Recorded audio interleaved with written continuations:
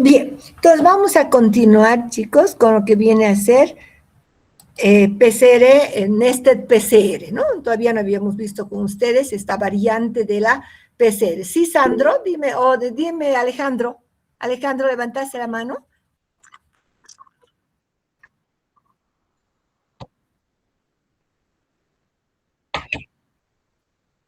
Ah, sí, sí, sí, sí. Ya, bueno, mira, esta vez sí que no anoté. Ya, ¿cuál sería la respuesta entonces, Mauricio?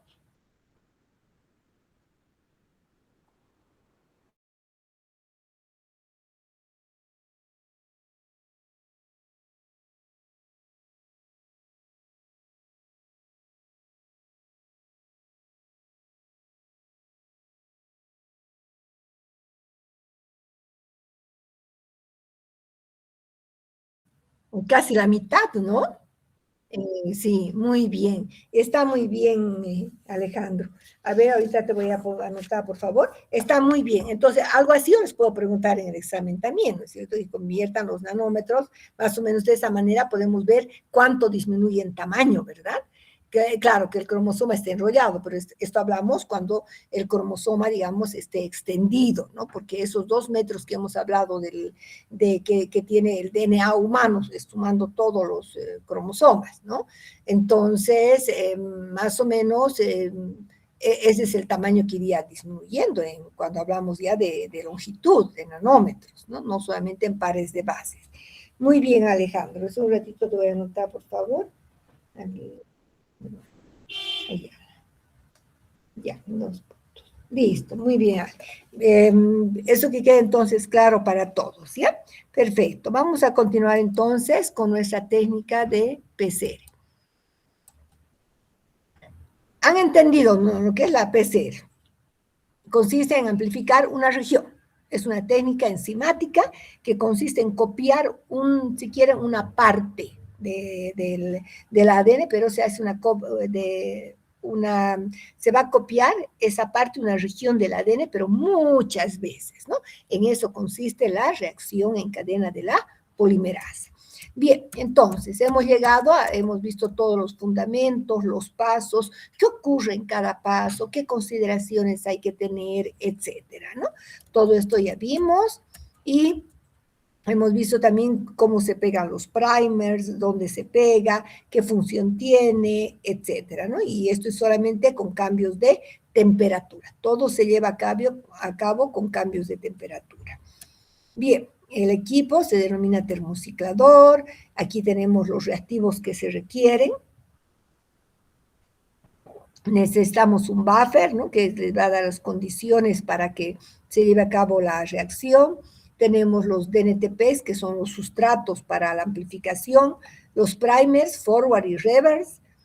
Normalmente, cuando queremos amplificar una región, utilizamos un par de cebadores, ¿ya? O sea, un par de primers.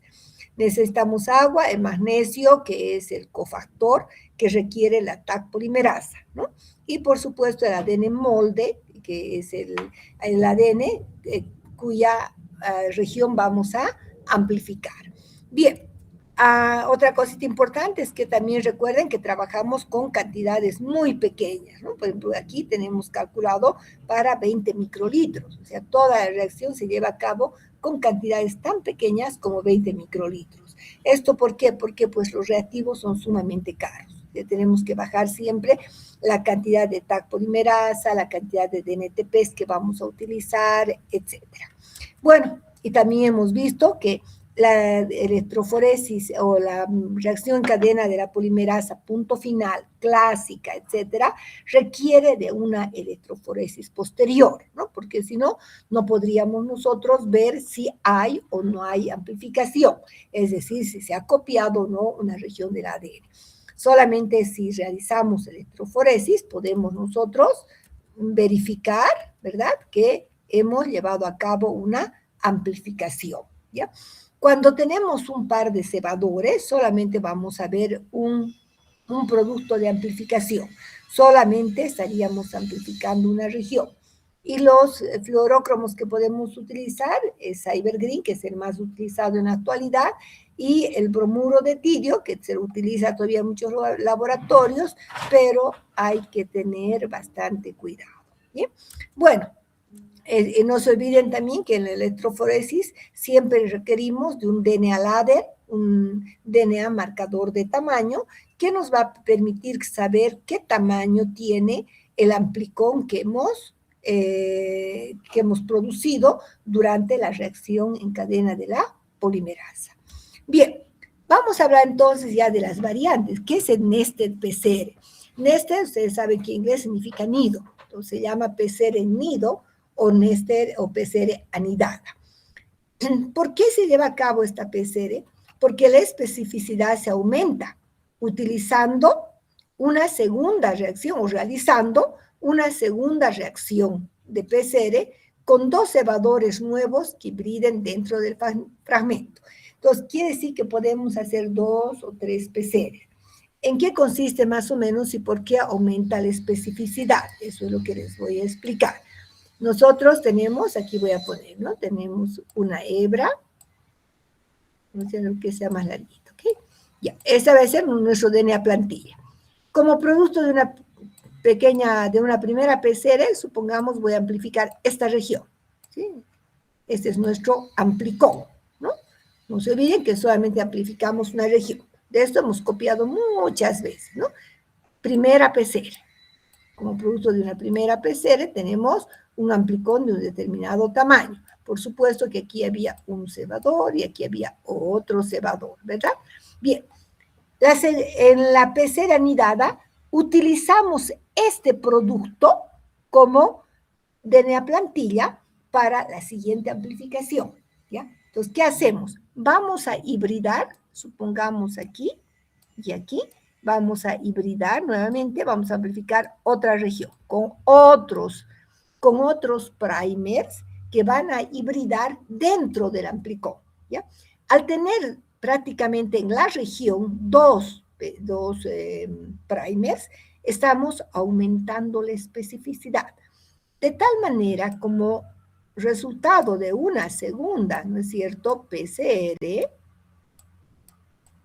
de una segunda PCR, aquí me faltaba esta PCR, ¿no? De una segunda PCR vamos a tener un amplicón más cortito, ¿ya? Pero esto nos permite aumentar la especificidad, porque en la PCR nosotros sabemos qué hay aquí, en el inicio y el final, porque como conozco la secuencia inicial y final, conozco, pero qué hay adentro no, ¿ya? De pronto puede haber variantes. Entonces, para aumentar la especificidad al interior del amplicón, puedo utilizar otros primers que hibriden dentro del primer producto, lo que hace que aumentemos la especificidad, ¿ya? Entonces, ¿cómo vamos a ver cuando realicemos una electroforesis? Después de haber realizado, entonces, la PCR anidada, que serían dos PCRs consecutivas. Bueno, ahí podemos ver, miren, producto de una primera reacción, tenemos un amplicón que más o menos mide 371 pares de bases. ¿Okay?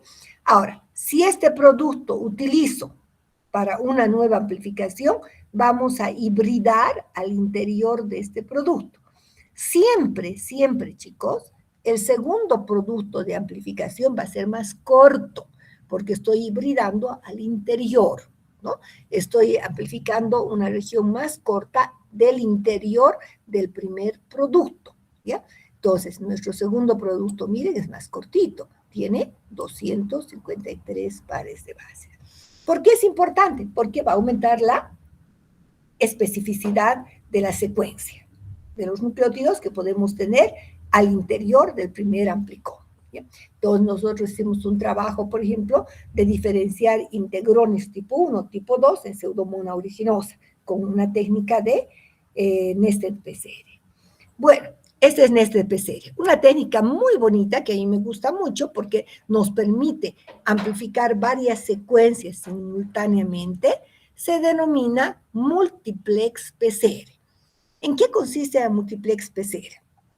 Se utilizan varios primers, ¿sí? Se amplifican varias regiones simultáneamente en una sola PCR. ¿Qué significa? Entonces, yo voy a tener varios marcadores en el ADN. Entonces, puedo amplificar varias regiones simultáneamente, ¿no? Por supuesto, no van a estar sobrepuestas, ¿ya? Entonces, yo puedo amplificar esta región, ¿no es cierto? Todo esto, y en otra parte del cromosoma puedo amplificar otra región. Y de pronto más allá puedo todavía amplificar todavía otra región, ¿no? Entonces, fíjense, entonces, ¿y cómo puedo hacer esto? Nada más que aumentando el número de cebadores. Cada uno de estos cebadores se va a pegar en diferentes regiones del cromosoma, de tal manera que vamos a obtener amplicones de diverso tamaño, ¿ya? Entonces, ¿qué ventajas tiene? Que en una sola reacción puedo tener varios productos de amplificación, ¿ya?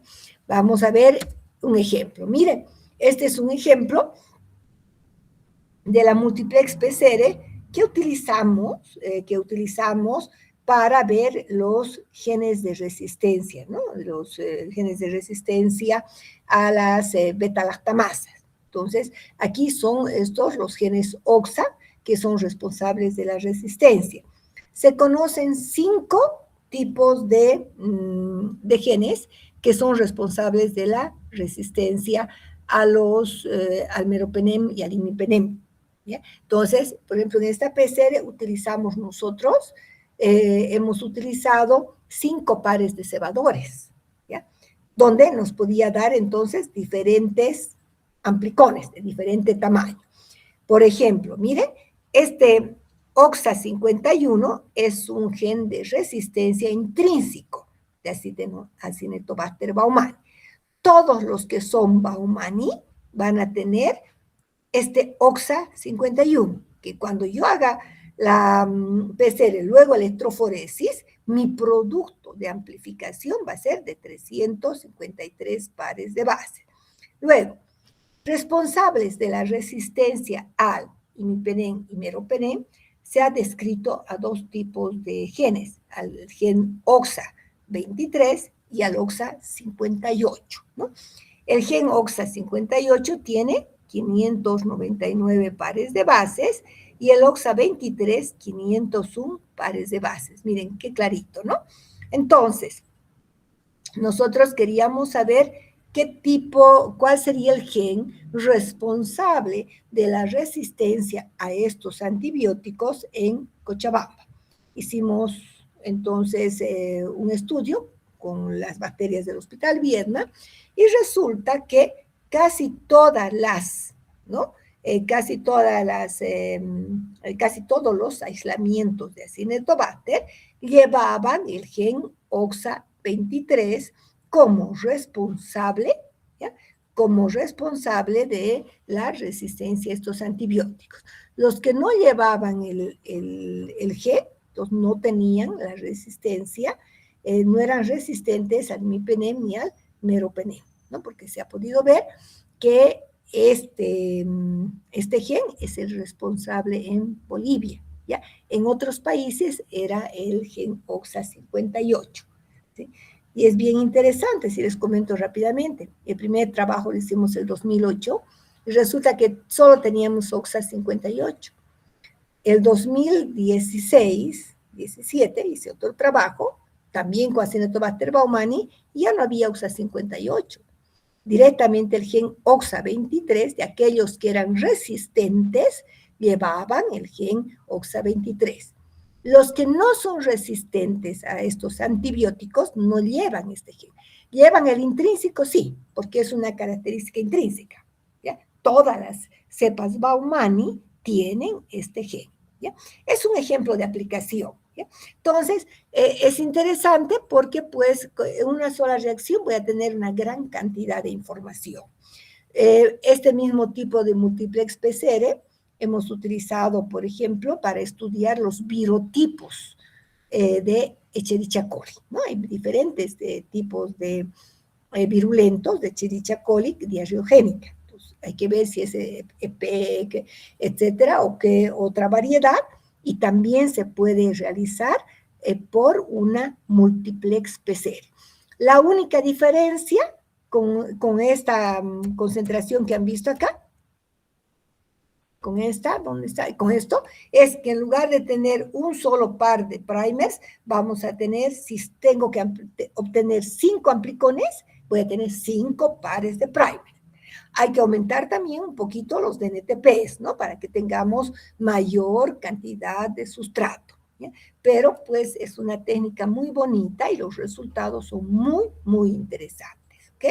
Bien, vamos a ver otra técnica de PCR, donde en realidad la denominamos PCR-RFLP, ¿no? Que es una PCR que el producto de amplificación lo sometemos a enzimas de restricción, donde nos van a dar fragmentos de diferente tamaño, ¿no? Por ejemplo, aquí se refiere RFLP a los fragmentos de longitud polimórfica, es decir, de diferente tamaño. ¿En qué consiste? Miren, se amplifica una región, o sea, obtenemos un primer producto y después cortamos con enzimas de restricción.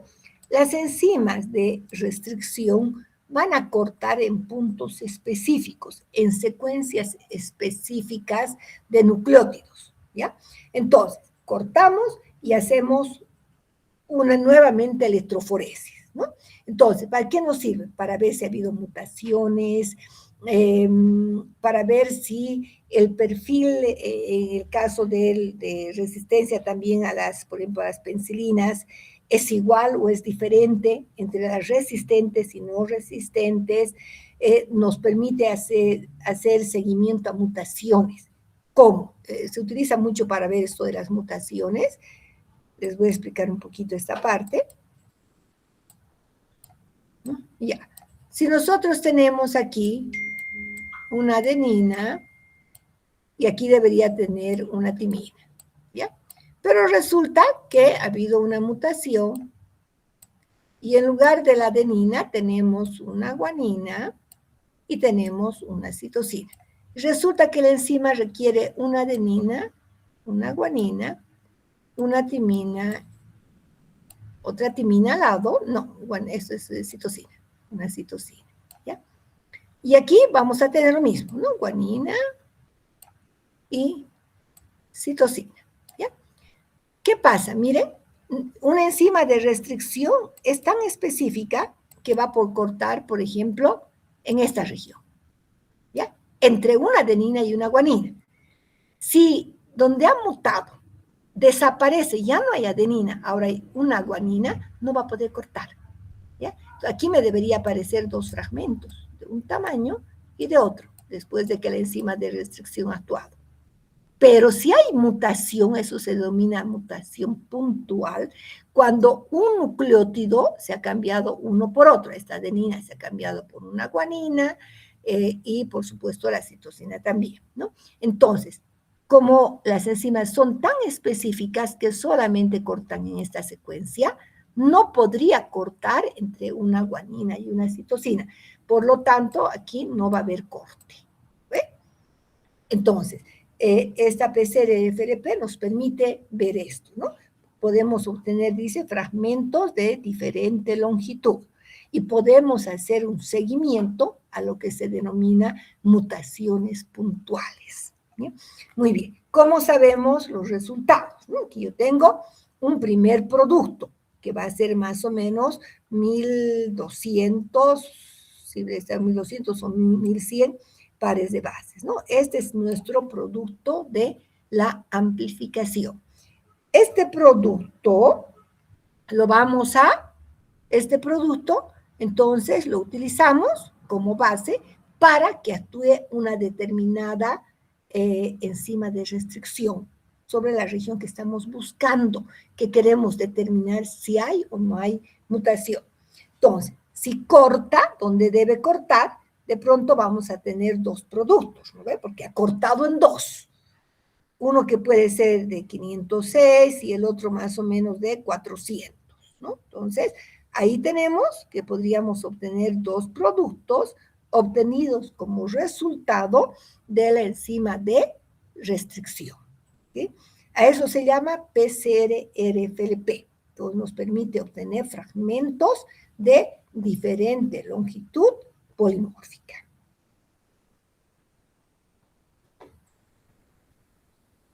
Esto viene en inglés, ¿no? Viene restriction, fragment, length, polymorphism. Entonces, fragmentos de longitud polimórfica. Fragmentos de restricción de longitud polimórfica. ¿Ya?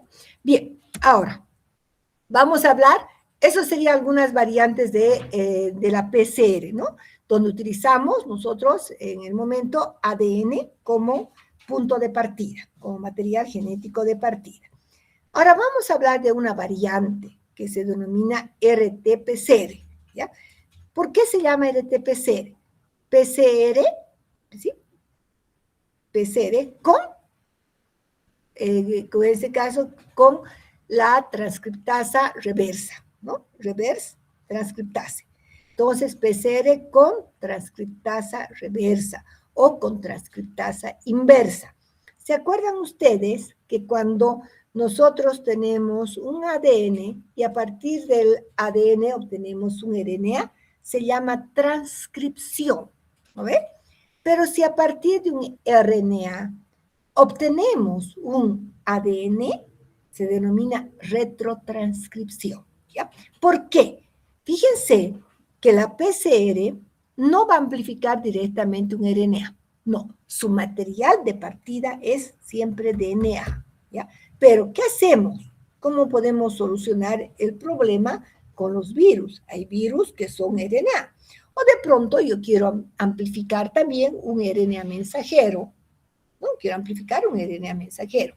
Entonces, en estos casos, mi material de partida es un RNA, ¿ya? Pero para aplicar la PCR necesito un paso previo, que es la transcripción inversa. En el paso previo, a partir del RNA, voy a obtener un DNA complementario al RNA. ¿Ya? Entonces, vamos a explicar enseguida para que entiendan muy bien esta parte. Entonces, tenemos RT-PCR, PCR con transcriptasa inversa o reversa, iniciales de reverse transcriptase. Se trata de una amplificación de RNA, puede ser RNA mensajero u otro tipo de RNA, dice, a través de la síntesis previa del DNA complementario. O sea, que hay un paso previo donde obtenemos un DNA complementario en secuencia al RNA, que después este cDNA lo vamos a amplificar por una PCR común, normal, ¿ya? No se obtienen copias de RNA de partida, sino de DNA. Y después este DNA se va a amplificar por PCR. ¿Ok? Bien, con este DNA amplificado se puede realizar otras reacciones de PCR, por supuesto. Vamos a ver un poquito en qué consiste. Miren, entonces, tenemos nuestra muestra biológica, que puede ser, supongamos, una muestra, recordemos en el caso del COVID, una muestra nasal, ¿ven? De secreción nasal. Muy bien. Entonces, de lo que hacían con un pequeño raspadito dentro de la mucosa de la nariz, se hace la extracción del RNA. Siempre para diagnóstico, chicos, mejor utilizar kit, ¿ya? Yo he hecho también pero es un poco más complejo siempre extraer RNA, ¿no? Yo recomiendo kit. Utilizar un kit, vamos a extraer un RNA de muy buena calidad, ¿bien? Entonces, ¿qué tenemos? Vamos a tener un genoma de cadena sencilla de RNA, o a veces también de doble cadena, no importa. Por reto, como tengo RNA, ¿ya? Supongamos de una cadena, ¿ok? Vamos a hacer retrotranscripción. Primero se obtiene una cadena complementaria al RNA, y a partir de esta cadena se va a sintetizar no la copia, sino la cadena complementaria a una hebra de ADN, ¿ya? Para obtener un dúplex. Entonces, yo necesito una doble cadena de ADN, donde una de ellas es totalmente complementaria al ARN, ¿ya? Entonces, aquí tenemos el DNA. Este DNA lo obtenemos por la fase previa, que es la transcriptasa reversa, transcripción reversa. Por transcripción reversa o inversa voy a obtener DNA. Ahora, ya tengo DNA y entramos normalmente a la PCR. ¿Ya? Muy bien, hacemos la amplificación, luego hacemos nuestra electroforesis y podemos identificar el tamaño que tenemos, por ejemplo, del amplicón obtenido de el RNA, ¿no? Entonces, si tenemos nosotros una amplificación que es complementario al RNA, pues de pronto ya sabemos que esta persona podría estar portando el virus, ¿no? Podría estar portando el virus. Entonces, una técnica igualmente muy bonita, y como les decía, esto es lo que se hizo en el caso del COVID, que tenía el SARS-CoV-2, es un virus RNA. Se obtenía primero el DNA, luego se hacía la amplificación del DNA. Como es complementario al RNA, por supuesto que nos daba el mejor diagnóstico sobre las personas que estaban infectadas con el virus. Y se sigue utilizando para muchas enfermedades, dengue, chikungunya, etcétera. Se utiliza esta técnica, ¿ya? Bien, ahora, hasta aquí vamos a entrar a una técnica que es la más moderna en la actualidad, que se denomina PCR en tiempo real, ¿ya? No sé si tienen alguna duda antes de entrar a PCR en tiempo real, que hay que comprender bastante bien este proceso de la PCR en tiempo real. Me gustaría que me digan si tienen alguna duda, alguna pregunta, por favor.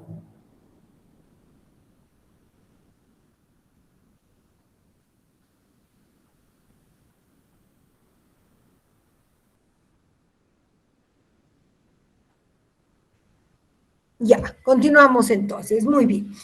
Ahora vamos a ver una técnica, luego vamos a ver un video también, de lo que es PCR en tiempo real, ¿ya? El equipo es también un termociclador, pero es un termociclador mucho más moderno, ¿ya? Mucho más moderno, que se llama también termociclador tiempo real, pero tiene otras características que ya les voy a explicar, ¿ya? ¿En qué se basa la PCR en tiempo real? La PCR en tiempo real es una técnica que combina la amplificación de una región y la detección en un mismo paso. Es decir, en la PCR tiempo real no necesito realizar una electroforesis, ¿ya? Posterior a la PCR, porque en tiempo real voy a ver si hay o no hay amplificación, ¿ya? Muy bien. Entonces, Dice que combina la amplificación y la detección en un mismo paso. Al correlacionar el producto de la PCR de cada uno de los ciclos con una señal de intensidad de fluorescencia. Posee características importantes como una alta especificidad, ¿ya? Eso vamos a ver cuando utilicemos especialmente las sondas. El termociclador efectúa la PCR en muestras que contienen fluorócromo fluorescente proporcional a la cantidad de DNA. Cantidad que dobla de ciclo en ciclo porque es una reacción exponencial, ¿ves? Exponencial. Entonces, vamos a ver que lo que el Mister, ¿no? el Master Mix, el Master Mix que se utiliza es similar, solo que necesita de un fluorócromo que se va a ir uniendo a los amplicones que vayamos obteniendo, de tal manera que va a ir aumentando la fluorescencia a medida que se produzcan mayor cantidad de amplicones, ¿ya? Bueno, vamos a ver un poquito lo que necesitan. Entonces, ¿cuáles son los componentes de la mezcla de la reacción? Ya les indiqué que serían similares. Tenemos el ADN molde, los primers, la Taq polimerasa, los DNTPs, cloruro de magnesio, el buffer y el fluorócromo. ¿Ya? Esa es la base. Un fluorócromo como el Cyber Green. ¿Ya? Entonces, que se van a ir uniendo, pues, a los amplicones que vayamos obteniendo.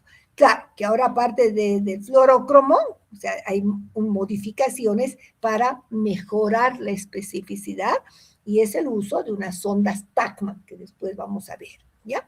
Bueno, ¿cuáles son las ventajas y desventajas, no? Bueno, yo hay una desventaja que yo siempre les digo a los que son fanáticos de PCR de tiempo real. La PCR convencional necesito sí o sí realizar una electroforesis, ¿verdad? Que me va a permitir verificar si tengo o no tengo el producto de amplificación, ¿ya? Eso es bien importante, necesito ver. Aquí me va a permitir determinar el tamaño además, ¿ok? En el caso de PCR en tiempo real, recuerden que lo que vamos a medir es la fluorescencia. Y esta fluorescencia, el equipo va a ir captando la fluorescencia y la va a ir graficando. Aquí tenemos entonces de las curvas de diferentes muestras. Esto es lo que nosotros vamos a ver en la pantalla del equipo, que por supuesto puede estar conectada a una computadora, ¿ya? Entonces, esta fluorescencia, aquí tenemos entonces la fluorescencia, nos va a permitir ver si hay o no hay el amplicón que necesitamos o que queremos obtener, ¿no? Fíjense, ahorita les voy a explicar por qué tenemos, aquí tenemos, abajo tenemos los ciclos, ¿sí? El número de ciclos, el ciclo 14, aquí tenemos el ciclo 30, etc. Fíjense que hay curvas que ya aparecen en el ciclo 16, otras en el 20, otras en el 26, otras en el ciclo 30, etcétera, ¿no? Y ya les voy a explicar por qué hay estas variantes. Pero fíjense, yo estoy viendo, a medida que se va llevando a cabo la reacción, voy a ir viendo que va apareciendo esta curva, ¿ya? Bueno, para mí, una de las desventajas es que el costo más alto, sí, pero yo con esto no puedo determinar qué tamaño tiene mi amplicón, ¿ya? Entonces, yo siempre decía, cuando hacíamos las tesis, etcétera, muy bien, pero del producto que hemos obtenido, haremos nomás una electroforesis para ver si tiene el tamaño esperado. Si son 800 pares de bases, si no 600. Si la técnica me dice usted obtendrá 800 pares de bases y obtengo 600, está mal. Ha habido algo que no me ha permitido amplificar la región, ¿no? Ha ocurrido alguna vez. Entonces, siempre es bueno hacer un primer control del tamaño esperado, ¿no? Bien, por supuesto que nos ahorra tiempo porque no necesitamos realizar electroforesis. no necesita. Solamente hacemos, digamos, una vez para verificar el tamaño, si nuestra técnica está bien, ¿no? Yo lo haría así, ¿ok? Bien, ahora, vamos a ver entonces cuáles son las etapas. Un ratito, aquí tenemos, ¿qué he puesto etapas? Ya. Fíjense, entonces, las etapas tenemos un solo paso. Los pasos de PCR y detección de producto son llevadas a cabo por el equipo de PCR en tiempo real. Es decir, ¿no? Aquí este equipo, miren, este es un termociclador tiempo real que está conectado a una computadora. El gráfico lo voy a ver en esta pantalla, este gráfico similar a este, miren, ¿dónde estamos?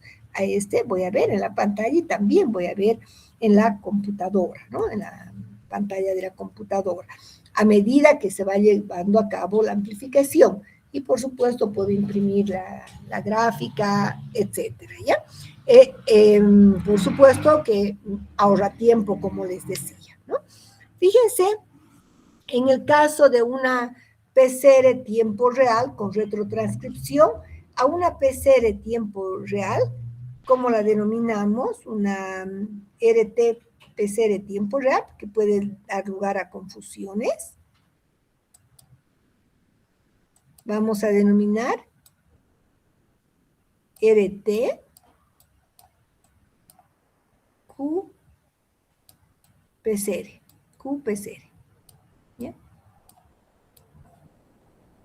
Esta Q viene de cuantitativa, ¿ya? Porque la PCR tiempo real puede ser también cuantitativa, ¿no? Entonces, PCR con transcriptasa reversa, cuantitativa.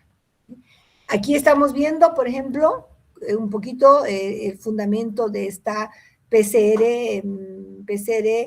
con retrotranscriptasa, ¿no? Tiene la preparación de la muestra, primera fase, ¿se acuerdan? Transcripción reversa. Después de la transcripción reversa, obtenemos el DNA, hacemos la PCR, el equipo detecta la fluorescencia y nos va a permitir también realizar la cuantificación. Eso está en relación del CT, ¿ya? Que ya les voy a explicar qué significa el CT. Bien. Ahora, es importante entender este gráfico, ¿ya? Aquí tenemos indicador entonces de la fluorescencia y aquí tenemos el número de ciclos, ¿ya? Entonces, aquí vamos a tener, miren, lo que se denomina baseline. Esta es la región de la línea base. El negativo, el control negativo, por ejemplo, se va a llevar a cabo, simplemente no va a aumentar, se va a mantener en una sola línea, que es la línea de base, ¿ya? Bien, luego tenemos un poco más arriba, vamos a tener lo que se denomina el umbral. En inglés también se conoce, muy conocido como el threshold. Así, threshold, ¿ya? ¿Qué es el umbral? ¿Ya? Este umbral es bien importante, ¿ya? Pero en realidad el equipo que utilizamos ya viene determinado en qué nivel es su threshold, en qué nivel está, ¿ya? Entonces, ¿por qué? Porque cuando consideramos positivo, cuando comienza prácticamente la amplificación ya exponencial. Entonces, una vez que pasa, aquí está, vamos a ver la línea roja, ¿no? Baseline, hace ciclo 15, miren, sigue, aumenta un poquito. Cuando pase el threshold, el umbral, vamos a llamar CT, ¿ya? Este CT es el ciclo en el cual pasa el umbral, ¿ya? Entonces, aquí ya va a comenzar directamente el incremento exponencial, ¿no? Entonces, ya consideramos totalmente positiva la muestra cuando va a pasar el threshold o, en este caso, el umbral, ¿ya? Ahora, ¿qué va a ocurrir? Hay muestras que de pronto, otra, digamos, que venga por aquí, y vemos esto, ¿ya? Entonces, esta, por ejemplo, miren, va a tener un threshold, no, va a pasar threshold a un CT, a un ciclo de, supongamos, 27, ¿ya? Esta teníamos a más o menos a 21, esta a 27 ciclos. ¿De qué depende que comience antes o después? De la cantidad de material genético. Cuanto más material genético tiene, es decir, más marcador de la región que estamos amplificando, quiere decir entonces que hay mayor carga bacteriana, mayor carga viral. ¿Se dan cuenta? Entonces, este CT es muy importante. Tiene que ver con la cantidad de material genético que tenemos de esa región que estamos amplificando. Bien, eso sería. Entonces, fíjense, aquí estamos viendo que vamos a tener, ¿no? Aquí hay esta curva celeste, comienza en el siglo XIV, hay otra que comienza en el 25, otra incluso en el 36, ¿ya? Entonces, en algunos casos, cuando ya es muy pasando ya los 32, 33 ciclos, no, a veces tenemos que volver a realizar porque no estamos seguros de que realmente se está amplificando la región esperada, ¿ya? Entonces, aquí tenemos, entonces va a tener un CT de 15, un CT de 19, un CT de 22, etcétera, cuando va a pasar la línea del umbral, ¿ya? Entonces, cuando llega a pasar la línea del umbral, ahí consideramos el CT, que sería entonces el ciclo que va a atravesar, que va a cruzar el umbral y va a comenzar la amplificación entonces exponencial y tiene que ver con la cantidad de material genético. ¿Ya? Es muy importante entender entonces este gráfico. ¿Ya? Y aquí tenemos lo que les decía, ¿no? Este umbral también lo conocemos como threshold. Esta es la línea base, la de aquí abajo. El threshold lo establece prácticamente el software, los fabricantes establecen este threshold y aquí podemos ver entonces los números de ciclos van variando para cada una de las curvas. Esto está en relación de la cantidad de material genético. ¿Bien? Entonces, en base a esto, ahora sí vamos a poder ver el video de los principios y fundamentos de la PCR tiempo real y vamos a continuar luego con algunas modificaciones.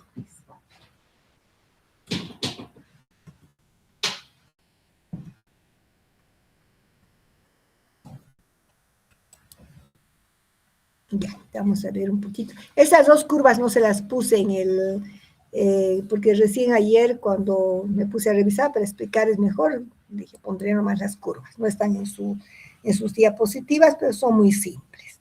Bien, vamos a ver entonces el video un ratito, que es muy interesante. Espérenme.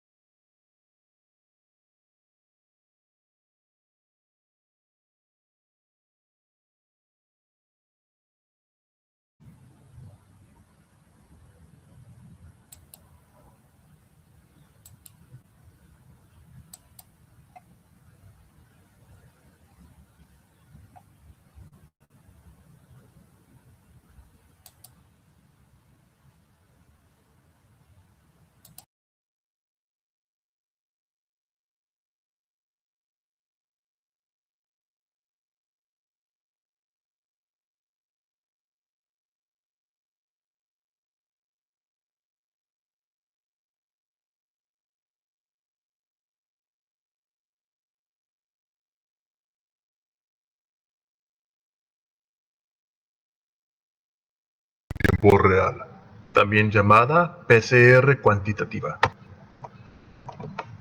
Antes que nada, en caso de que quieras revisar los artículos que esbozaron esta metodología por primera vez, dejaré los links en la descripción. Recordemos brevemente cómo funciona una PCR convencional. Básicamente, una molécula de DNA se duplica por cada ciclo de reacción, por lo que una serie de amplicones se irán generando con un comportamiento muy aproximado a un teórico 2 a la n. Ahora, supongamos que tenemos un termociclador especial que puede detectar otros tipos de señales, como en este caso fluorescencia, y también que por cada molécula de DNA dentro de la reacción tendremos alguna molécula fluorescente. Conforme vaya creciendo el número de moléculas de DNA, se registrará la señal de más moléculas fluorescentes. Esto, a grosso modo, es el principio de la PCR en tiempo real. Pero entonces, ¿qué tipo de química se encuentra dentro de este tipo de reacciones? Una de las primeras y más famosas es el uso de la molécula fluorescente Cybergreen, una molécula rica en anillos aromáticos que interacciona con el DNA bicatenario. Al momento de la desnaturalización, esta molécula no interactuará con el DNA. Sin embargo, cuando el primer hibrida con la molécula de DNA, esta molécula puede interaccionar con el pequeño surco bicatenario que se obtiene. Al momento de la elongación, se obtienen verdaderas cadenas bicatenarias, y una mayor concentración de Cybergreen podrá interaccionar con el DNA.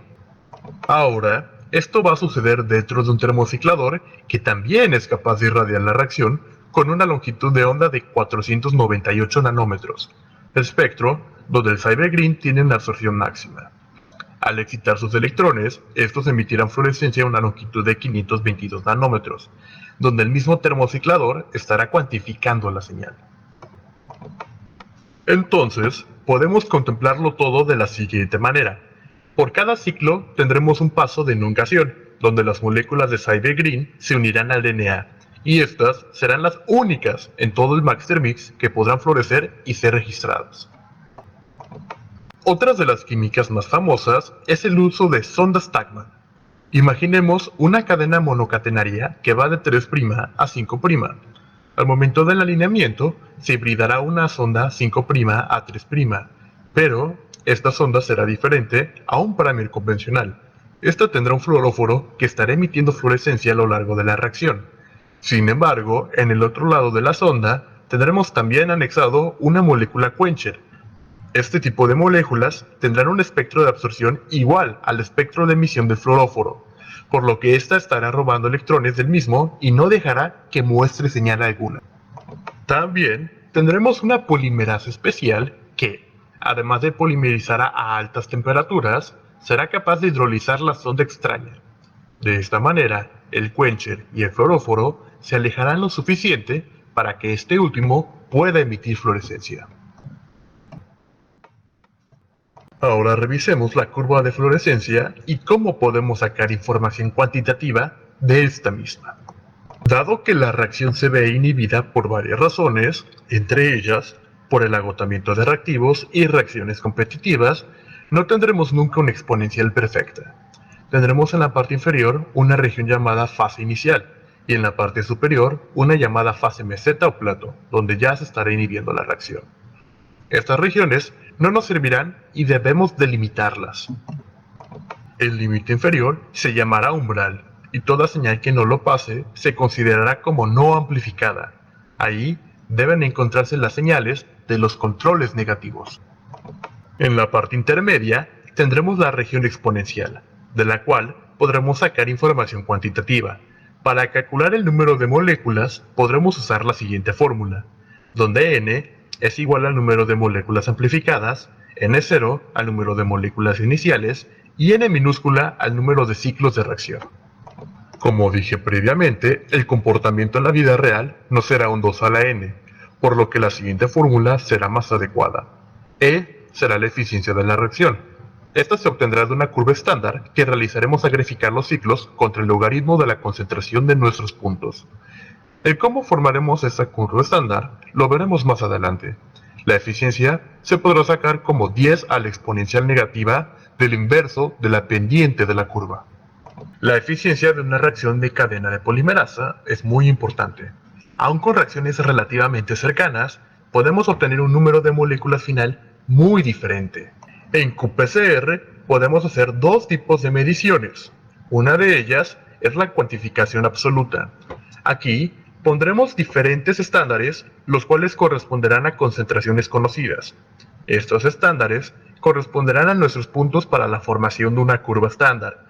Al ser diferentes por órdenes de magnitud de carácter exponencial, linealizaremos al insertar un logaritmo. Este tipo de cuantificación es útil para la infectología molecular. Se pueden usar estándares con un número de moléculas bacterianas o virales conocidas, y con base en la curva estándar realizada, podremos calcular con buena precisión la carga viral de la muestra de un paciente. Ahora, supongamos que no queremos cuantificar el DNA, pero sí la cantidad de RNA transcrito de un gen de interés, y queremos comparar qué tanto se sobreexpresa o subexpresa en comparación con un gen housekeeping. Aquí podemos hacer uso de la cuantificación relativa. En dado caso, realizaremos una RT-qPCR, en donde haremos primero el uso de una retrotranscriptasa, que pasará las moléculas de RNA a moléculas de DNA complementario. Estas moléculas de cDNA se insertarán con un master mix en un termociclador, y tras tener resultados, haremos un análisis con algunos modelos matemáticos sencillos para obtener finalmente qué tanto se expresa un gen con respecto a otro. Existe mucha variedad dentro de la PCR tiempo real. Hay metodologías como MLPA, donde usamos primers quiméricos y una liga.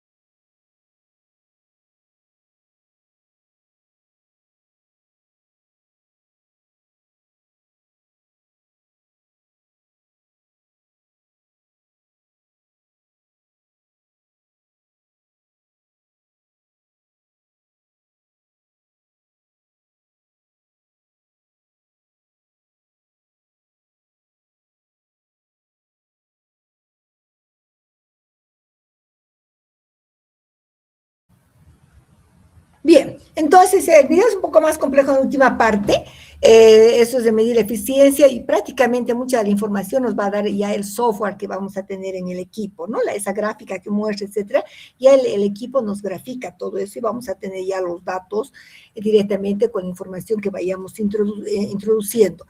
De lo que han podido ver en el video que es importante, vamos a ver un poquito, tengo aquí solamente dos preguntitas, ya.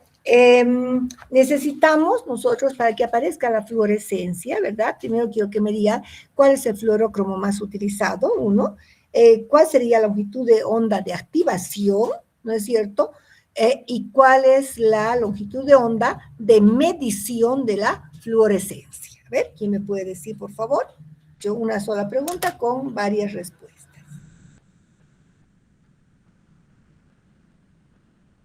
¿Cuál es el fluorócromo? ¿A qué longitud de onda se activa para que aparezca la fluorescencia? ¿Y a qué longitud de onda se mide la fluorescencia?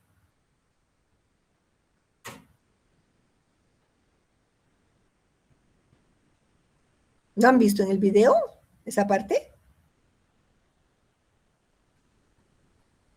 ¿Qué pasó? A ver, Romina.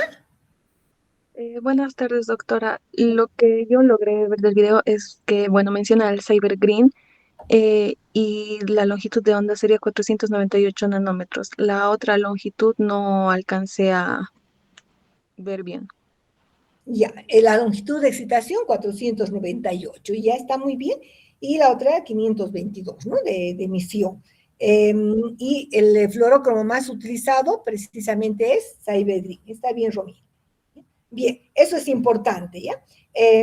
Romina, ¿qué? Guzmán, ¿no? Ya.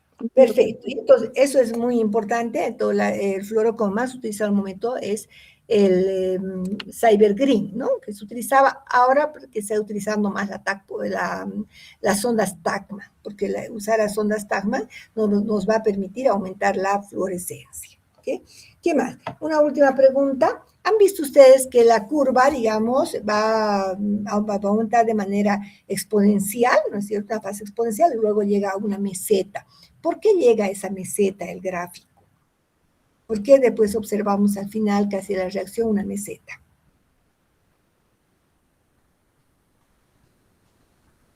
A ver, ¿quién me puede decir?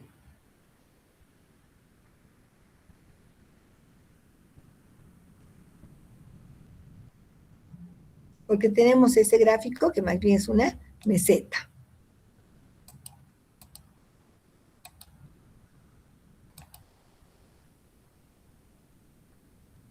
Ya, ha dicho muy claramente, ¿no? Por un consumo de los reactivos. O sea, ya no hay más sustrato, disminuye la actividad de la polimerasa porque se pone en una determinada cantidad, de pronto ya no tenemos suficiente de NTPs, etcétera, entonces la reacción prácticamente se va a terminar en una meseta donde ya no va a poder amplificar más, ¿ok? Bien, vamos a continuar entonces. Bien, hemos visto entonces hemos visto esto, que se entienda, ¿no? No sé si se ha entendido todo lo que he explicado aquí del CT, el threshold, el umbral, la línea de base, y esta es la curva típica que obtenemos, ¿no? Y pues podemos obtener diferentes CTs, y eso va a estar en relación a la cantidad de material genético que tengamos de partida. Bien, ahora, ¿cuáles son los sistemas de detección más utilizados? Lo que han visto en parte en el video. Los sistemas de detección, los más utilizados son las Cyber Green, como habíamos indicado, y las sondas que fluorecen luego de su hidrólisis, que son las sondas TACMA. Estas dos son los dos sistemas que yo voy a explicar, que son bien sencillos. Hay unas denominadas sondas de hibridación, que solo se ha dejado para el cuestionario, y las sondas fluorescentes pegadas, ¿ya? Entonces, recordemos que un fluoróforo es una molécula que absorbe radiación a una longitud de onda determinada y luego emite la energía absorbida en forma de luz a una longitud de onda diferente. Normalmente la onda excitante es menor que la luz, que la onda de la luz fluorescente, ¿ya? Eso es importante. Bien, ¿en qué consiste entonces el Cyber Green? Ya hemos visto en el video en realidad el Cyber Green, ¿verdad? Estamos viendo entonces que tenemos la fase de iniciación, la desnaturalización, la hibridación, etcétera, y posteriormente, cuando ya se formen los dúplex, estas moléculas fluorescentes van a unirse al dúplex que se está formando. A medida que vayamos obteniendo mayor cantidad, ¿no es cierto?, mayor cantidad de amplicones, vamos a tener más moléculas de Cyber Green unidas, por ejemplo, a la doble cadena, al amplicón, lo que nos va a permitir medir su fluorescencia, claro, siempre y cuando sean constantemente excitadas con una longitud de onda menor. Entonces, y el resultado, pues vamos a poder ver precisamente la curva de amplificación. Entonces, esa es la forma en la que va a actuar prácticamente el colorante Cyber Green. Ahora, en la actualidad, un poco la ventaja de la sonda TACMA, porque no se olviden que tenemos dos cebadores, ¿verdad? El forward y el reverse. Importante, es lo que nos da la especificidad de la región que queremos amplificar. En el caso de la PCR tiempo real, lo que aumentamos es el fluoróforo, ya que se va a ir uniendo a los amplicones que se van produciendo. La fluorescencia emitida es en relación de la cantidad de amplicones que obtenemos. ¿Y en qué consiste las sondas TACMA? Que también he explicado en el video. A ver, yo voy a volver a explicar para que entienda un poquito mejor. Normalmente tenemos una sonda TACMA que tiene es un oligonucleótido. En un extremo tenemos el reporter, que va a ser la molécula prácticamente fluorescente, ¿no? Que se llama reporter. Y al otro lado tenemos, en el video llama quencher, nosotros quencher, ¿no? Bien. que va a estar en el extremo 3', miren, se encuentra en el extremo 3'. Durante el proceso normal, la luz emitida, ¿no es cierto?, por el reporter va a ser absorbida por este quencher y no va a haber ningún tipo de fluorescencia. Pero cuando la polimerasa va a comenzar a elongar, ¿no es cierto?, desde el primer, va a ir hidrolizando esta sonda. Al hidrolizar la sonda, va a liberar el reporter, y este reporter, que es una molécula fluorescente, va a unirse, por supuesto, a los amplicones obtenidos. De tal manera que vamos a tener también una gran cantidad, pues, de fluorescencia en función de la cantidad de amplicones obtenidos. Pero, ¿qué ventajas tiene frente al Cyber Green? Ya tiene una ventaja. ¿Por qué? Miren, chicos, nosotros cuando amplificamos normalmente tenemos un primer forward, un primer reverse, ¿ya?, que van a unirse a secuencias específicas al inicio y al final de la región que queremos amplificar. Sin embargo, la sonda Tachman se une a otra región intermedia, ¿ya?, a una región intermedia que hace, como tiene una secuencia que se una al medio, estamos aumentando la especificidad. Esa es la ventaja que tiene el uso de la sonda Tachman. Entonces, a medida que vaya avanzando, ¿no es cierto?, a partir del primer se va a comenzar a elongarse sobre el primer después de la hibridación gracias a la Taq polimerasa. Y a medida que avance entonces la amplificación, ¿qué va a pasar? Hemos indicado que esta sonda, que esta DNA polimerasa, la DNA polimerasa, además de elongar, va a ir hidrolizando la sonda Tachman, liberando la molécula fluorescente, la cual se va a ir uniendo, por supuesto, a los amplicones formados, ¿no? Entonces, igualmente vamos a tener relación de fluorescencia con la cantidad de amplicones obtenidos. Ventaja, ya se había indicado, que al ser una sonda va a hibridar con una región intermedia, permitiendo que aumente entonces la especificidad para detección de una determinada región del ADN. Y esto se puede aplicar tanto a la PCR tiempo real normal o a la PCR con transcriptasa reversa. ¿Ya? Bien, estos son algunos fundamentos importantes sobre lo que viene a ser entonces la PCR tiempo real. Como ustedes han visto, es un equipo igualmente especial que lo que tiene es que mide la fluorescencia, ¿no? Es, por supuesto, mucho más caro. Cuando yo estaba, me acuerdo que hemos comprado con fondos IDH, costaba como $50,000, ¿no? Ahora no sé cuánto costará, pero en esa época costaba más o menos así. En cambio, un termociclador normal, de punto final, costaba, ahora no sé, unos $10,000 más o menos, ¿no? Había bastante diferencia, ¿ok? Bien, por favor, dudas, preguntas sobre la PCR. Vamos a entrar a ver otra técnica molecular, ¿ya?, que se llama hibridación, que igual es una técnica bien bonita, ya les voy a decir para qué sirve la hibridación. Pero antes de la PCR, si tienen alguna duda, alguna pregunta, etcétera, pueden preguntar, por favor.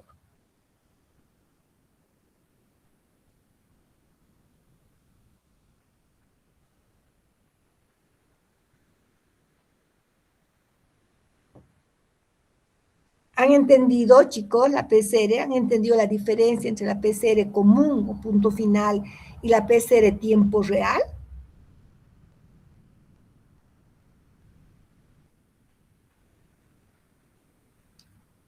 ¿Entendieron? ¿Entendieron? Bueno.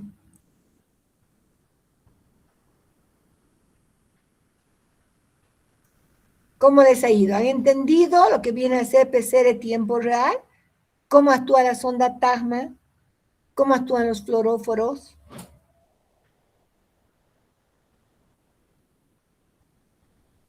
Les estoy preguntando, ¿no hay nadie en la clase? Bueno, entonces me voy, pues no hay nadie en la clase, nadie contesta, ustedes por su cuenta. Ah, ya, muy bien. El único que contesta, Alejandro, el resto no sé si está o no está en la clase, la verdad, ¿no? Entonces, eso no está bien. ¿Bien? Vamos a entrar entonces a la siguiente técnica que se llama hibridación. ¿Ya? Hibridación. Recuerden que el término de hibridación es la formación de un dúplex cuando hablamos de dos ácidos nucleicos de diferente origen. Puede ser, por ejemplo, uno natural, otro sintético, puede ser DNA, DNA o RNA, RNA también. Vamos a ver. Entonces, ¿a qué nos referimos cuando hablamos de hibridación de ácidos nucleicos? La hibridación es una técnica basada en el proceso de renaturalización de dos cadenas sencillas de un DNA que se observa, por ejemplo, al enfriar lentamente una solución de DNA dúplex previamente desnaturalizado por el calor. ¿Ya? Entonces, para la hibridación necesariamente nosotros tenemos que separar ambas hebras. ¿Ya? Entonces, ¿qué es la hibridación? Es la formación de molécula dúplex de DNA cuyas hebras tienen distintos orígenes, por eso se llama hibridación.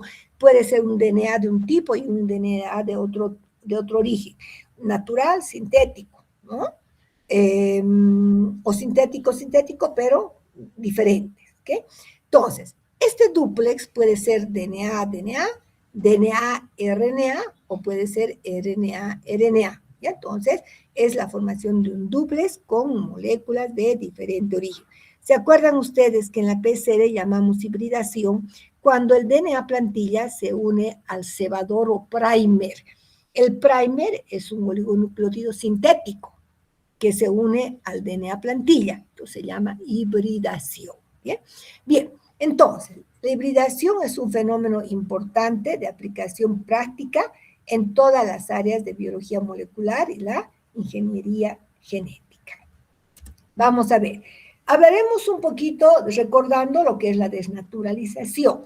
¿Cómo se desnaturaliza el ADN? Se puede desnaturalizar por temperatura o por ácidos y bases, pero no se utilizan los ácidos, recuerden muy bien, solamente las bases para poder desnaturalizar el ADN.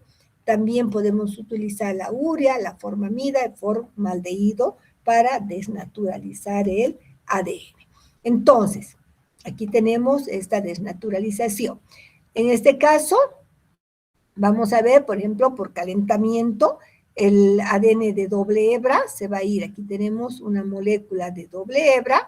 A medida que aumenta el calor, se van a ir separando las dos hebras hasta que queden entonces como hebras sencillas. ¿Ya? Cada uno queda en hebras sencillas y recuerden que cuando están como hebras sencillas aumentan su absorbancia. ¿Ya? Muy bien, pero este proceso de desnaturalización que se va a dar por el calor, por el hidróxido de sodio, por la urea, formamida, formaldehído, entonces puede también volver a parearse, puede renaturalizarse. Y durante la renaturalización puede unirse a su pareja o puede unirse a otro DNA o a un RNA complementario, ¿ya? Que sea complementario al DNA, al ácido nucleico, ¿ya? Entonces, ya, y el momento que se forme un dúplex, pero con moléculas de diferente origen, vamos a llamar hibridación. ¿Ya? Entonces, todos los ensayos de hibridación se basan en la mezcla de hebras sencillas de ácido nucleico, la muestra o diana, con una sonda, ¿ya?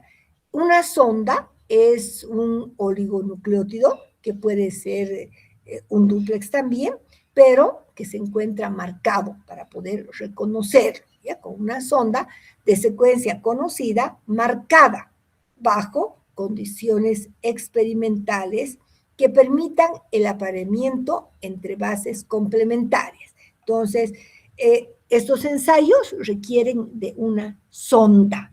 Y una sonda es un oligonucleótido, ¿ya? Que puede ser DNA o puede ser RNA, pero que debe encontrarse marcado, ya sea enzimáticamente, radioactivamente o por fluorescencia, para poder posteriormente reconocerlo, ¿ya?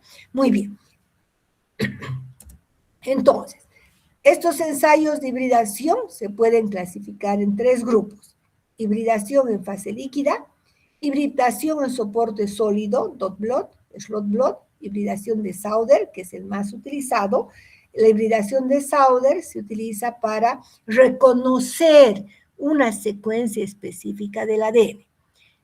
La hibridación en Norder se utiliza para reconocer una secuencia específica del RNA, ¿ya? Bien, entonces, vamos a explicar nosotros la hibridación en Sauder, es decir, la hibridación del DNA, ¿ya? De una región específica del DNA. Luego les voy a, para que entiendan mejor, vamos a ver algunos ejemplos, ¿ya? Esta técnica de Sauder fue desarrollada por el doctor E.M. Sauder. Es una técnica que detecta fragmentos de DNA separadas por tamaño mediante electroforesis en gel, ¿ya? Entonces, ¿qué combina? Combina que necesitamos, en realidad, primero hacer una separación electroforésica del DNA, luego se hace una transferencia a un soporte sólido del DNA. Normalmente ese soporte sólido es un filtro nylon o nitrocelulosa, es un papel especial que va a absorber el ADN que se encuentra en el gel, ¿ya? Esta técnica constituye en la actualidad el método habitual de análisis del DNA extraído de muestras de sangre, esputo, tejidos, bacterias, etcétera, etcétera, cuando queremos reconocer una región específica, ¿ya? Cuando queremos reconocer una región específica. ¿En qué consiste esta hibridación? La hibridación de Sauder es una técnica que se llama de emparedado o la técnica de sándwich. Vamos a explicar en qué consiste y vamos a ver luego sus aplicaciones, ¿no? Primero, les había indicado que nosotros podemos tener, por ejemplo, podemos obtener productos de PCR, puedo tener productos obtenidos de enzimas de restricción, ¿ya? Separo por electroforesis, ¿ya? En un gel de agarosa, separo por electroforesis, y en el gel, chicos, necesito hacer la desnaturalización, sí o sí. Voy a desnaturalizar. Normalmente vamos a desnaturalizar con hidróxido de sodio, ¿ya? ¿Se desnaturaliza para qué? Para que la doble hebra se abra. Estos productos, ya sea de PCR o productos de amplificación, los abrimos, los desnaturalizamos, ¿ya? Ahora, así desnaturalizado, debemos hacer un blotting, es decir, vamos a hacer una transferencia por capilaridad a una membrana nylon o una membrana de nitrocelulosa, ¿ok? ¿Cómo se realiza este proceso? Aquí es donde se aplica la técnica del emparedado. Estamos viendo desde abajo, miren, de color verdecito, es una cubeta, ¿ya? Que contiene un tampón que es una solución de una alta fuerza iónica. Luego, viene en 5, tenemos una esponja o bloque de papel absorbente. Luego, de color celeste, miren aquí abajo, está el gel que hemos obtenido, que es este gel, donde el ADN se encuentra desnaturalizado. Sobre este gel vamos a cortar la membrana de nitrocelulosa o nylon, que debe estar cortada exactamente del mismo tamaño que el gel, ¿ya? Para que nos ubiquemos muy bien con la transferencia, con la ubicación de del DNA que estamos transfiriendo, ¿ya? Muy bien, entonces, papel filtro, membrana de nitrocelulosa o nylon, y luego vamos a colocar papel filtro y papel toalla, ¿ya? Sobre el papel toalla vamos a colocar una placa de vidrio y un peso, ¿ya? Entonces vamos a apretar todo ese sistema de absorbentes. ¿Para qué? Para que el DNA, gracias a la fuerza iónica que hay en la cubeta, pueda transferir el DNA que está en el gel se va a transferir a la membrana de nitrocelulosa, ¿ya? Vamos a transferir a la membrana de nitrocelulosa. No vamos a ver nada, chicos, no vamos a ver, ¿ya? Voy a seguir teniendo vamos a tener entonces el papel de nitrocelulosa blanco, pero con seguridad que está ahí el ADN pegado, ¿ya? En la membrana. Pero ¿cómo puedo verificar? Voy a tomar mi gel y voy a llevar al transiluminador.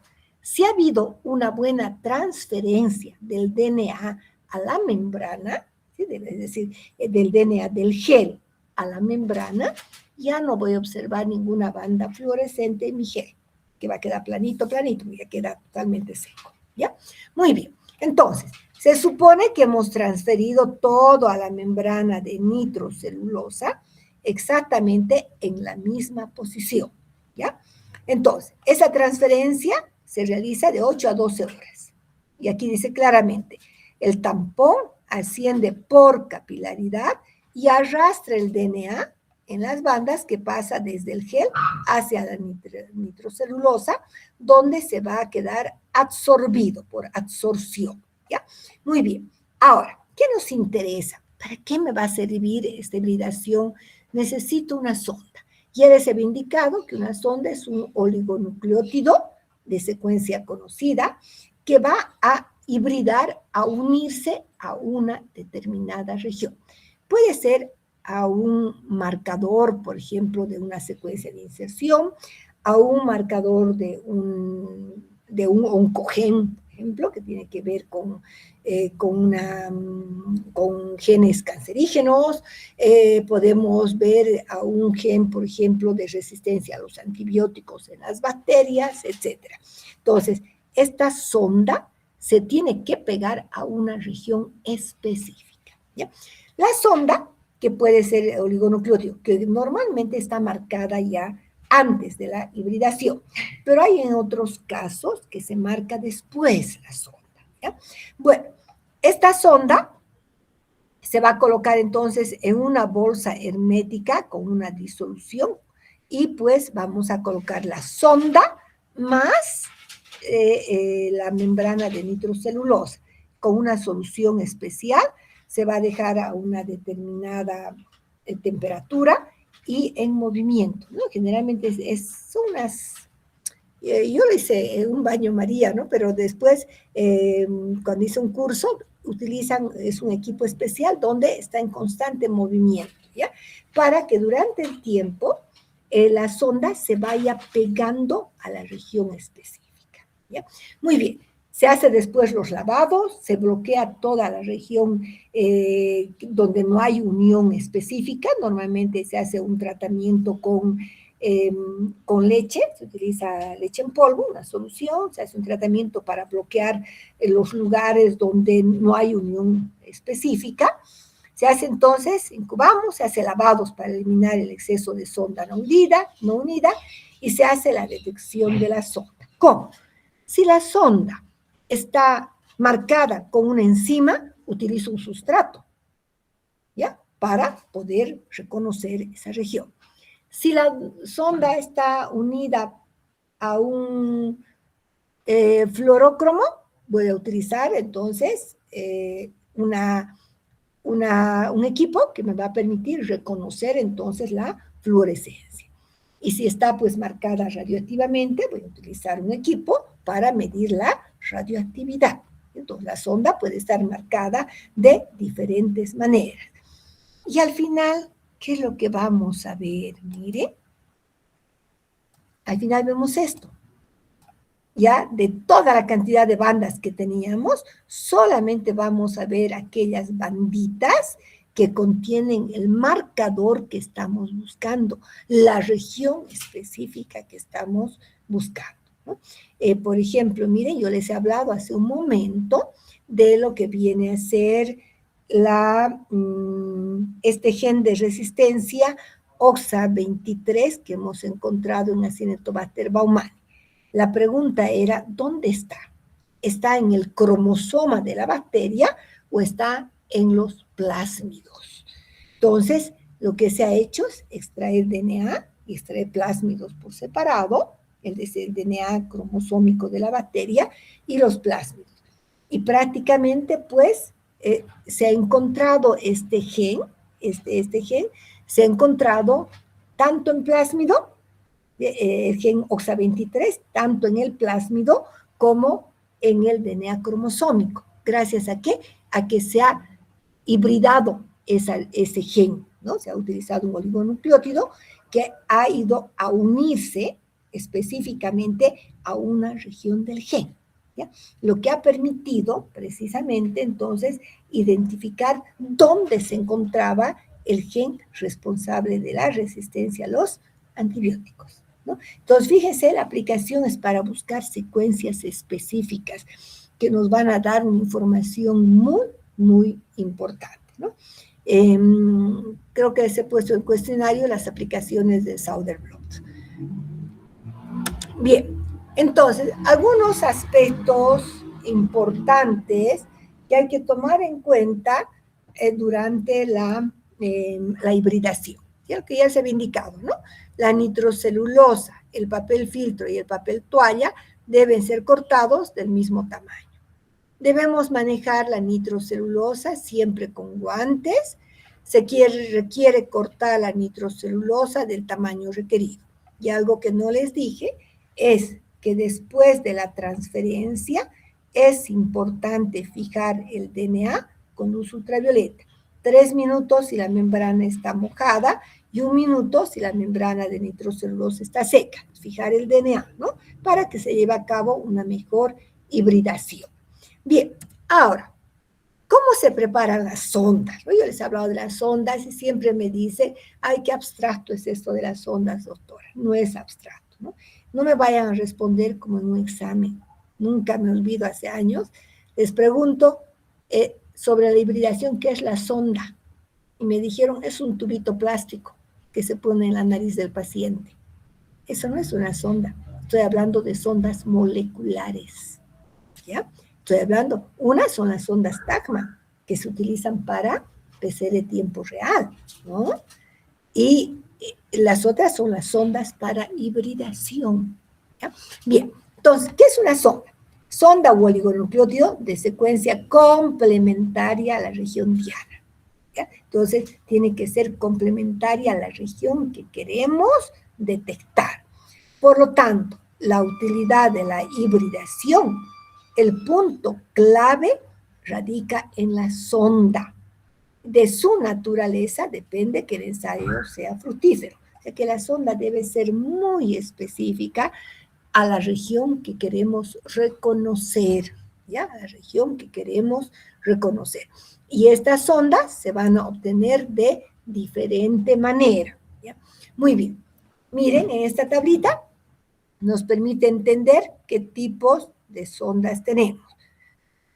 Tenemos el tipo de sonda, convencionales y sintéticas, ¿ya? Las convencionales tenemos material de partida, DNA de doble hebra, o también puede ser RNA, DNA de doble hebra.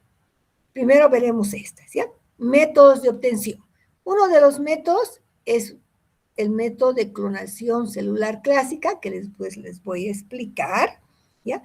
El método de clonación acelular, que es por PCR. Hay unos kits especiales, yo he hecho esa parte también, para obtener las sondas ya marcadas, ¿no? Con digoxigenina. Se marcan estas sondas y mi producto de amplificación ya es una sonda, porque ya está marcada con digoxigenina. Luego se utiliza una enzima, que es la fosfatasa alcalina, que está unida, que puede unirse a la digoxigenina. ¿Ya? Entonces, de esa manera se puede obtener entonces una sonda por PCR, que es por clonación acelular, por reacción en cadena de la polimerasa. Mi producto es un fragmento de DNA, es un oligo desoxirribonucleótido. Normalmente la sonda puede tener, pues, 100 pares de bases, 200 pares de bases, etcétera, ¿ya? Bien. En este caso también voy a tener un DNA, es decir, una doble hebra, no es hebra simple, doble hebra, ¿ya? En el caso cuando yo tengo material de partida RNA, y quiero obtener DNA. Entonces, mi material de partida va a ser RNA y voy a obtener una sonda de DNA por RT-PCR, por PCR con transcriptasa reversa. ¿Ya? Entonces, PCR con transcriptasa reversa y voy a obtener un DNA complementario al RNA. ¿Ya? Y esta, pues, sonda de DNA la puedo hibridar también con RNA, con DNA. ¿Ya? Muy bien, entonces voy a tener un oligodesoxirribonucleótido donde ya puedo tener entonces, en el caso de la clonación celular por PCR o RT-PCR, con los kits ya puedo tener la sonda marcada. ¿Ya? Bien, en el caso de la clonación celular clásica, normalmente después puedo marcar, por ejemplo, con quimioluminiscencia o radioactivamente. Ahora, también puedo obtener DNA de doble hebra, ¿ya? Por clonación celular en un vector especial seguida de transcripción. En este caso, miren, voy a obtener lo que se denomina una ribosonda. Tengo DNA, hago una transcripción in vitro y voy a tener un RNA. Este RNA se denomina ribosonda porque es un fragmento de RNA que va a estar marcado, ¿no? Para poder hibridar con un DNA o poder hibridar con un RNA, ¿no? Cuando yo voy a trabajar con RNA, recuerden que hemos llamado Nordenblot. Ahora, en el caso de las sondas sintéticas, esto es muy sencillo. Yo quiero esta región, tengo la secuencia y voy a un laboratorio y le digo, por favor, prepárame una sonda que tenga 100 pares de bases con esta secuencia o con 50 pares de bases con esta secuencia. Entonces, el laboratorio nos va a producir un oligonucleótido, ¿sí? Con la secuencia que necesitamos, ¿no?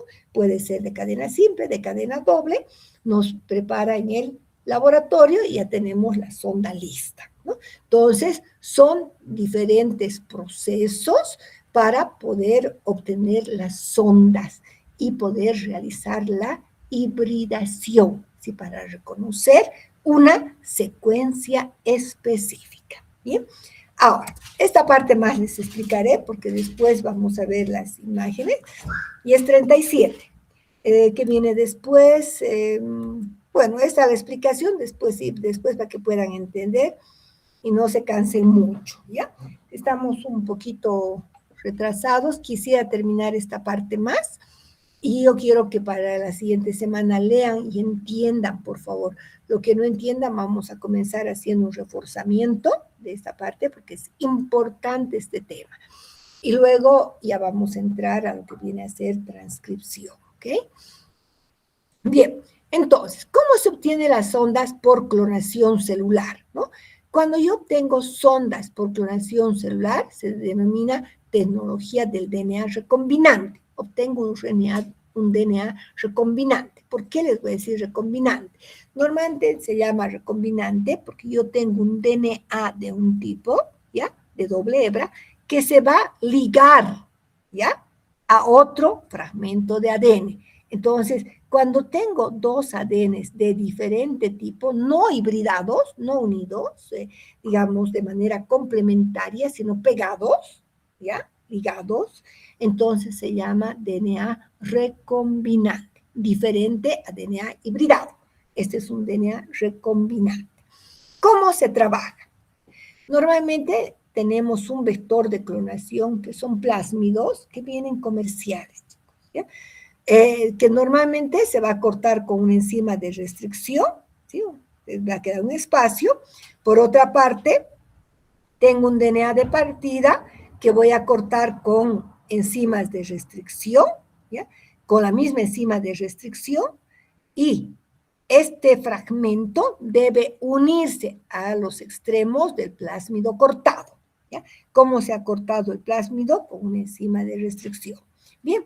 El inserto, este es mi inserto, que es además la región que quiero que actúe como sonda, ¿ya? Normalmente va a ser de tamaño grande. Entonces, el inserto se une al plásmido mediante una ligasa. La molécula híbrida, entonces, se llama DNA recombinante. Bueno, entonces, esto se pone en las condiciones, se pone la enzima ligasa, y este inserto se va a unir en los extremos del plásmido abierto. Ahora ya tengo un DNA recombinante, un plásmido recombinante, porque tenemos dos DNAs de diferente tipo unidos, ¿ya? Bien, ¿qué es lo bonito de esto?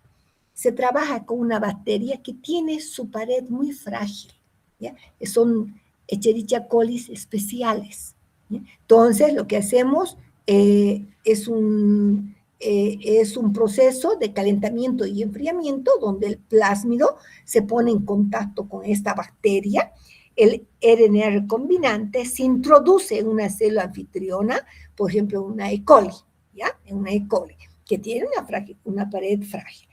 Este plásmido se va a introducir dentro de la célula de la bacteria. Y después lo que hacemos es llevar a las bacterias a que se multipliquen. Entonces, al multiplicarse la bacteria, ¿no es cierto?, de una manera normal, durante unas horas, con un caldo nutritivo especial, se van a ir multiplicando los plásmidos, ¿ya? Entonces, ¿qué vamos a tener después? Extraemos los plásmidos de estas bacterias, cortamos con enzima de restricción y obtenemos una gran cantidad de insertos, ¿ya? Estos insertos, ¿verdad? Nosotros podemos posteriormente, ¿no? Podemos nosotros, por supuesto, desnaturalizarlos y marcarlos, ya sea enzimáticamente, por fluorescencia o radioactivamente, y utilizar como sondas para que puedan reconocer una región específica, ¿no? Entonces, ahí tenemos, estas son, bueno, esto es lo que hemos visto hasta ahora, ¿no? Entonces, podríamos utilizar como sondas, y en el caso de las sondas por PCR, son sondas más pequeñas, ¿no? Las obtenidas por clonación celular, normalmente pueden tener de 100 pares de bases, máximo 2000.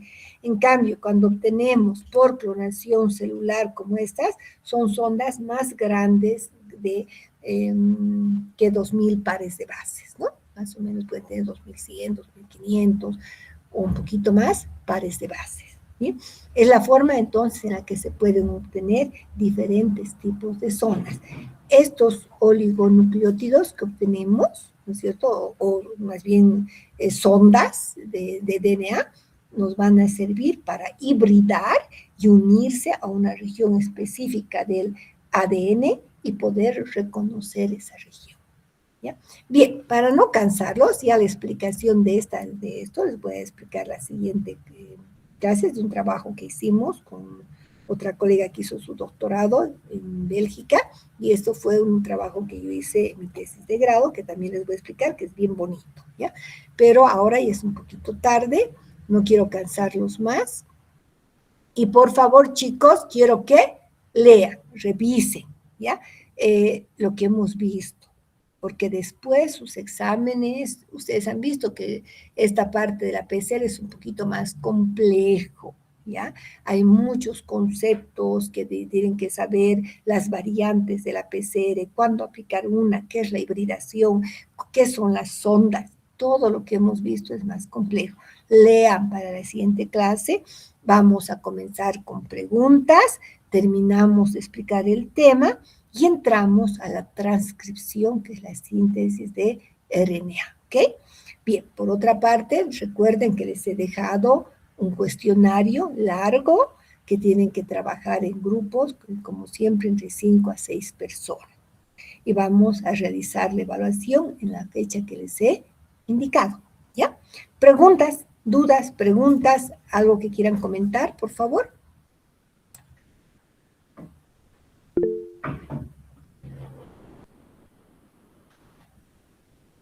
Ya. Sí, Alejandro.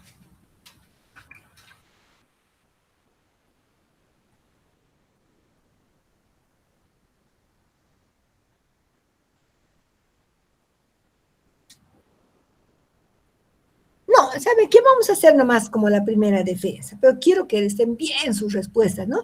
Porque ustedes saben que dependiendo cómo responden, les evalúo. Son muchas preguntas para que puedan memorizarlas todas, ¿no? Pero vamos a revisar todo el cuestionario en la clase y después ya ustedes van a ir estudiando en base a que vayamos corrigiendo, ¿no? Porque si yo estudien, de pronto está mal su respuesta, ¿no? Entonces he preferido ahora también, igual que en la anterior clase, hacer la evaluación, pero no se olviden, tienen que estar todos los del grupo, la respuesta tiene que estar correcta, etcétera, para que tengan una buena nota, como siempre evaluamos sobre 10 puntos, ¿ya?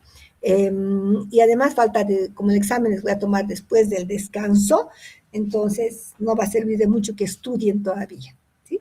Eso sería. Ya. ¿Alguna otra pregunta que tengan, chicos? ¿Dudas, preguntas? Ya. Cualquiera, entonces vayan revisando el cuestionario que es largo. Es largo, tiene 2 partes. La segunda parte solamente es seleccionar, puede haber una o 2 respuestas. ¿Ya? En la segunda parte que es de selección, ¿no? Puede ser 1 o 2 respuestas, vean ustedes, o 3 también. Puede haber más de una respuesta. ¿Ya? En lo que viene a ser las de selección, que está como segunda parte del cuestionario. ¿Ya? La primera parte, muchas preguntas son de lo que hemos avanzado en la clase, de los videos, otras son también de revisión bibliográfica, ¿ok? Bien, chicos, con eso nos vemos la siguiente semana en nuestro horario de clase, ¿ya? Bien, que tengan buenas tardes. Hasta luego, doctora.